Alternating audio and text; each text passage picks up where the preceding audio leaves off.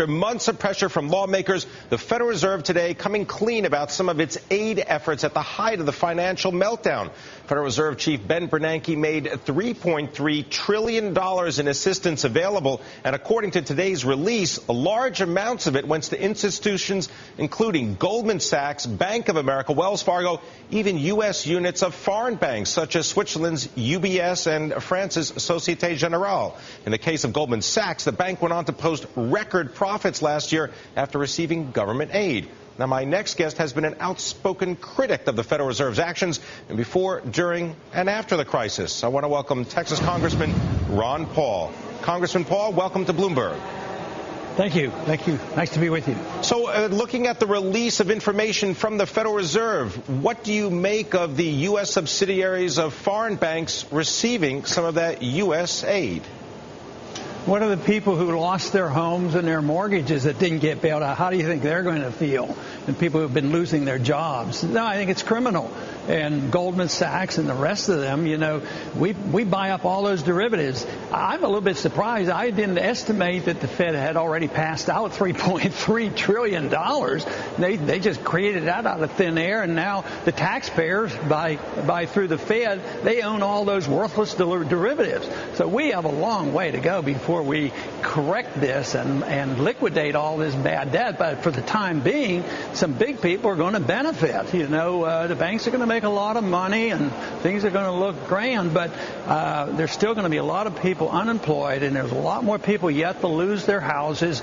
It's a very, very unfair system. And of course, the ramifications of this is you can't bail out the kind of a problem we have today with just printing money.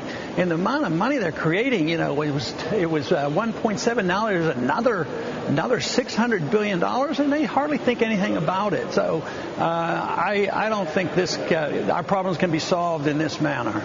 Well, Congressman Paul, what would you have had the Federal Reserve do at that time? I mean, can they be given some credit for having shored up the financial system at a time of crisis? Sure. I think they prevented a bad recession for the people who deserved it, the big money people who made all the billions when they were blowing up the bubbles. But they didn't prevent the tragedy for the people who were on the other end, the mortgage holders and the houses and the unemployed. So, yes, they prevented a deep depression recession for the Goldman Sachs of the world.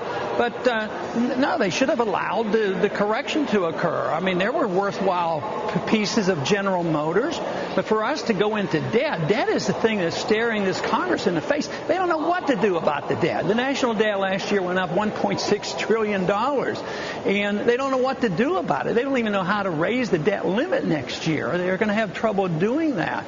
So this is hardly very fair to the system. But yes, on the short run, the financial markets feel better about it, but they didn't deserve being bailed out. They deserve to go bankrupt and let the good parts be bought up. I mean, there were good parts of General Motors. Somebody should have bought that up. But it's just not part of the way the market ought to work and how a free society ought to operate. This is all for special interests. Congressman Paul, you've heard some of the recommendations from the Deficit Reduction Commission. Do you support any of their proposals? Well, very generally, I'm not very optimistic about it. Congressman Frank and I sent a letter to the commission and asked them to consider cutting back a little bit on military, and they said yes, they would consider a couple $100 billion on that, but we're spending trillions, so I like that part. But you know, they said that we have to do something about it. This is critical, but they suggested that we not do anything next year because they don't want to do anything during a recession and a weak economy. What they're saying is their policies would weaken the economy. I claim that a free market approach would inspire the economy, get taxes down, get regulations down, and the many things that we should be doing. But I don't think proposing cuts of $200 billion in 2014 is going to do very much because it's not a budgetary problem per se. It's a philosophy of government problem. As long as we think we're going to be the policemen of the world and spend endlessly running around the world being involved in every event conceivable and running a welfare state and sustaining a Social Security and a welfare system and Medicare system that's, you know, bankrupt, You can't change it by tinkering around the edges and saying, well, in 2 years or so, we're going to start cutting $100 billion here and $100 billion here, when we're talking about trillions of dollars of debt. Here we just have this example of the Fed off budget, no permission of the Congress, are able to inject $3.3 trillion. I mean, it's totally out of control. This was never meant to be this way. We've got more with Congressman Ron Paul. More on the Federal Reserve. That's next on Taking Stock. We're speaking about the latest Federal Reserve revelations of who they aided during the financial crisis. Our guest is Texas Congressman and former Republican presidential candidate Ron Paul. Congressman Paul, a new Congress will be sworn in January. Majority of Republicans in the House. Are you going to be the new chairman of the House Financial Services Committee? Well, I'm certainly in line for it. I've waited almost like 25 years, so I think my seniority qualifies for me, and I've been the ranking member, and I'm making the assumption that I will be the chairman of that committee, yes. And will you get the support of your Republican colleagues? Because in the past, many Republicans were opposed to your taking over the chairmanship of the committee. Yes, that is true, but there have been changes, and there's a change in the economy as well, and a perception outside of Washington. And I'm getting more support. I mean, the example that I best can cite is the fact that all Republicans supported audit the Fed bill, in the last Congress. So that's pretty good. And there's a lot more criticism of the Fed. It's not just me by myself doing it. Even some bankers do it, and even worldwide central bankers do it. So, the sentiment is much different, and other people who are, I consider more mainstream politicians, are starting to criticize the Fed as well. So I think the climate has changed, and I think that will give me the opportunity to serve as a chairman. You previously called for an audit of U.S. gold stockpiles in Fort Knox. What do you want to know? I want to know if the gold is there. Over the last 10 years or so, central banks have been systematically selling their gold. They've been loaning the gold, and there have been swap arrangements made. And that is one of the things that we'd have a full audit of the Fed, since the gold, is listed as an asset of the Fed. We should know, is the gold really there? Have they made any arrangements? See, the physical presence of the gold is one thing, but what about the agreements? And that's one thing that the Fed really, really guards, is any agreements with other central banks and other governments and international financial organizations and all the quid pro quo that goes on. So, yes, I would like to know if the gold's there and who really owns it. Congressman, are you still advocating the disassembly of the Federal Reserve System? Yes, and I don't think the Federal Reserve System has served us well, and I don't believe it was ever mandated or authorized or permitted by the Constitution. And they give us our business cycle. They give us our booms and our busts, our inflations and deflations, and all the problems that we have. So you can't understand unemployment unless you understand the Federal Reserve and how they bring that about.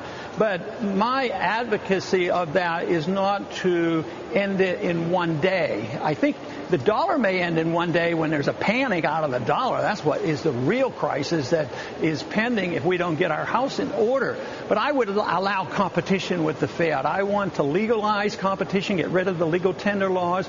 Internationally, you don't have to work with one currency. They trade currencies second to second, minute to minute. There's no reason why we can't opt out of the use of the dollar. But today, if you try to practice what the Constitution said, that only gold and silver could be legal tender, and you used American gold and silver coins, you could go to jail for that. They close you down immediately for using gold and silver as legal tender, and I would like to offer the competition, and then if I'm wrong, it won't hurt anything. If I'm right, people will have a way to opt out of the system. Congressman Paul, do you think that anything that the Federal Reserve is doing right now is going to promote accelerated inflation in the future? Well, my definition of inflation comes a little bit differently than the Keynesians. Keynesians measure their inflation by the CPI. True inflation is the increase in the supply of money. And believe me, they've been doing massive that, like double and triple the money supply, another $600 billion. So the inflation is there, which distorts the economy because it encourages debt and it gives you artificial interest rates.